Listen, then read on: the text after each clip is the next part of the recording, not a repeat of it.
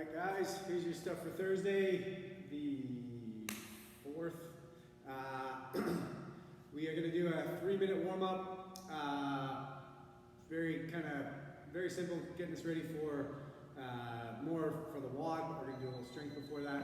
But 3 minutes, as many rounds as possible, 5 push-ups right to the floor. So we're going to do some push-ups for the WOD as well, but whenever we want RX push-ups, the body stays straight. The whole body comes up at the same time. What we're trying to avoid is this, and then up. That's often the way that we scale a push-up. So bring the chest up first, then the knees. So it's kind of like a knee push-up, but still finishing the plank.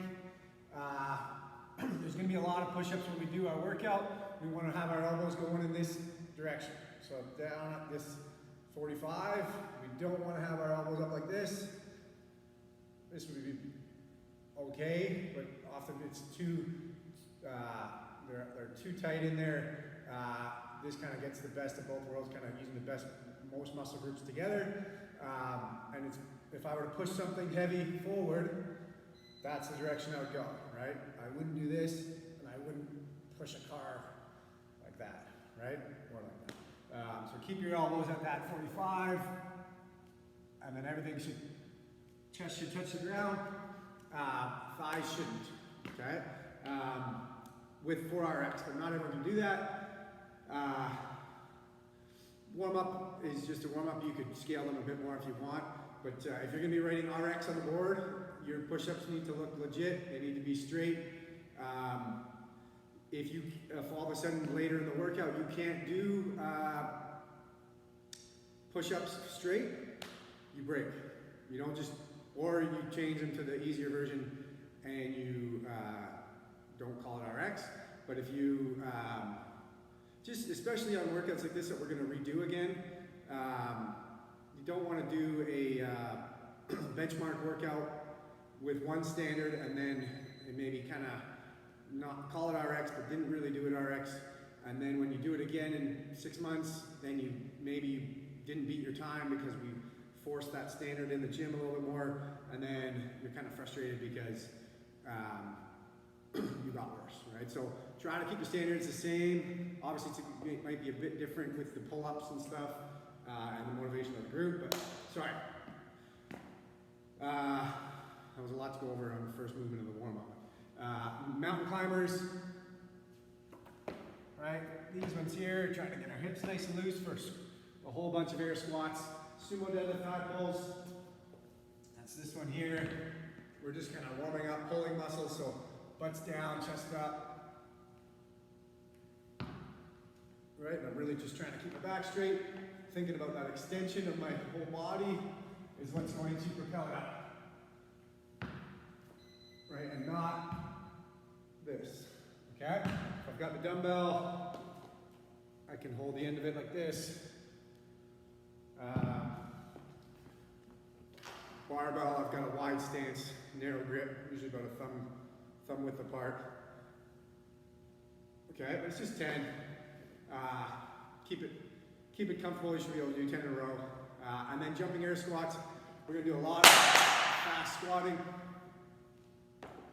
So really get explosive out of the bottom. Keep it looking like a good squat, though, heels on the ground, and drive. Okay. Try not to let it shift you forward just because you're jumping. I don't want to be sitting like this where I'm kind of on the balls of my feet, heels are off the ground, and I'm blowing up my knees a little bit, right? Yeah, so just getting the heart rate up there. Okay, so for the strength, it's basically going to be just a big plank for 6 minutes. So a front plank doesn't need weight on it. I'd recommend not, unless you're really good at planks. But I would probably say let's test this first without weight.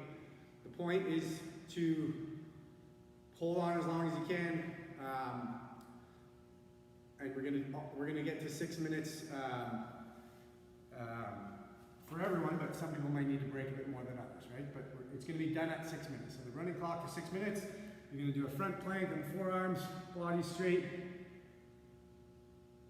Okay. So if I need to break, I'm going to peek the clock, I'm going to rest exactly 20 seconds, When that 20-second comes up, I'll start again. Right? And I'm gonna try to, so obviously I kind of don't have to do 20 seconds worth. In the end, we're all gonna we're not adding 20 seconds to the 6 minutes. You're all gonna be done at 6 minutes. But if I break 2 times over 6 minutes, I gotta do 40 burpees. Okay, so 20 burpees per break. So again, I wouldn't add weight to this, because if you're resting every 30 seconds, you're doing a whole bunch of burpees, right? The point is that most people can do a minute or two of burpee, plank. And what we're trying to do with that burpee penalty is to force you guys to hang on longer than you want to. Because when it starts to feel hard, you might kind of be like, okay, I'll just take one more rep off my score, you know. But if you have to do 20 burpees for that penalty, it's going to force you to hang on much longer than you want to. And usually that's the kind of case in planks, is that everyone can hold on longer than their brain says. Okay, there is a point where you might need to break, but yeah, if you are someone that, you know, it is something like that, 30 seconds, you can only do 30 seconds at a time. Maybe do a smaller number of, keep it the same, 20 seconds rest, get going again. But if you have, say, like 100 burpees or more, let's stop it there, right? But for most people, I think that the 20 burpee penalty will be all right. Maybe you get like, 60 burpees or something that you got to do through the 6 minutes, or 80 burpees or something like that. Those burpees are not for time, so you can take as long as you want. You're going to chip away. You can do them after the WOD. They're just something that you got to do today. More just to force you guys to hang on longer than you want. Right? We'll see how this goes. But I'd say maybe cap yourself at, pick a number, cap yourself at 100. Do it later today. Do it at some point. Doesn't have to be right before the WOD, because it might kind of kill your push-ups. But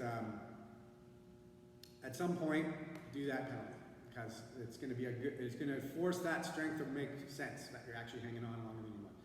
Okay, sorry. So Cindy is a benchmark workout that we do in the gym probably once a year. 5 pull-ups, 10 push-ups, 15 air squats, as many rounds as possible of that for 20 minutes, right? It's a really quick one. Pull-ups is usually such a small number that people can kind of do them pretty quickly, even if you're not great at them. Push-ups, I find that to be the hardest part of the workout. It usually goes good for about 10 minutes, and then I'm dying on push-ups. Everything else is fast, and squats are quick, pull-ups are quick, and push-ups are just dying. So you might want to break up your push-ups if you know that's you. I'm going to break them up a little bit earlier than I want to, just because I've done this one before, and I know that that's something that dies. But yeah, so if you don't have a pull-up bar at home, if you do have one of those pull-up bars that kind of hangs over the door or something like that, it's 5. You could do strict pull-ups. Don't kip on those things. But if you can find a way to do 5 pull-ups, even if they kind of slow down a little bit, you should be able to kind of keep going with them. If you need a band to help you with those, you can do your pull-ups if you have one. If you don't, you're going to do bent over rows, and you're going to do, so it's basically, sometimes we do this with a barbell, or usually we do this with a barbell. If you have a bar, keep the weight something that you can do. If you're doing a bar, I would make it heavy enough that it's kind of hard for 5, a little bit, well, not hard, but like relative to doing 5 pull-ups for you. So you're gonna stand up at bar, you're gonna tip over to the knee, so basically that middle of the deadlift, and then you're gonna pull the bar straight up. So it's gonna, for me, it hits just higher than my belly button, and my elbows get higher than my back. Right? I want to feel, obviously my arms are working, but I want to kind of squeeze the muscles in my upper back and around my scapula. So I would do 5 of those, find a weight, maybe 95 pounds for guys, 65 pounds for girls would be like RX. Something that's not heavy, but you can feel it, you know, a few rounds in, you're gonna be like, this is adding up, okay? The first round shouldn't be very hard at all. If you're doing a dumbbell, you're gonna do a one arm, same thing, right?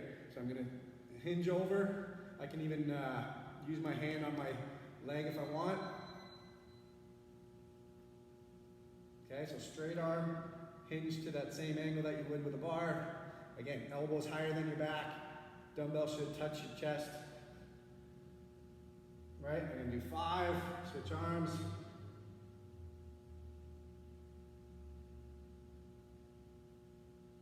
Okay, back should stay straight. What I don't want to do is start looking like this, right, and kind of be pulling straight up, hinging over, right.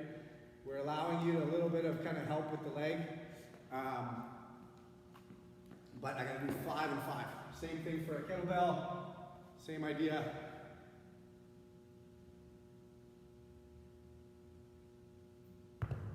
Okay, depending on your weight, these might add up. 5 and 5 should work if you got like kind of a comfortable weight. Like if I was using these weights, it was a little harder with the kettlebell. Probably would have been about the right one if I'm doing 5 and 5. It might slow me down, might be slower than 5 pull-ups, but it's going to get the idea of the workout where you're getting quite a few rounds. I already went over those push-ups. I really want to kind of stick to standards. It's hard to kind of help people kind of know that stuff when they're all at home, and I'm not getting videos of everyone, but chest to the ground, and the chest and thighs, if they're both touching, they both raise at the same time, and it's not chest first, then butt, right? Yeah, and I would recommend, if you're not, even if actually you are good at push-ups, maybe there's a few people that could just do 10 right through, but I'd say, you know, I might even do 5 and 5 just right off the bat, just to make sure that they last. I've done this workout before where I've done 10 and they just die, and I'm doing 2s and 1s later, okay? Yeah, and then squats, 15 air squats is the perfect amount to just be able to keep going. You know, by the time, right when they start to feel a little bit tough, you get to move on, right? For most, okay? So that means that the intensity can stay high. We can do a lot of them. In the end, you're gonna do a whole bunch of squats. But I also gotta get those squats to look good. So if I got my feet shoulder width, right? And I'm standing up all the way, extending all the way, getting all the way to the bottom, and standing up. Right, so this is the full range of motion. Okay, good looking squats. What I don't want to do is this. Right, I only stood up to here. I never really straightened my legs out. Even if I did this, still bent over, I got to get to here. So it's right. I find that if I do put my arms here at the bottom, and then I bring them to here when I stand up, my sides, I'm usually vertical. Okay, if I do this, right, it's not a full squat. Okay, so same idea. We want to kind of keep that standard the same. If you ever do a CrossFit competition, that'll be enforced. If you want to also just know that you're fitter than the day before or a month before or last year, you need to do things the same way to be able to prove it. If you do something a different way, it's hard to say whether you made it harder or easier than the last time, and then sometimes that can be a bit confusing about your progression. So keep the standards legit. It's one of those ones that you want to go pretty fast, so you might have to kind of slow that down a little bit, but have fun with it. Should be a good push for being a benchmark.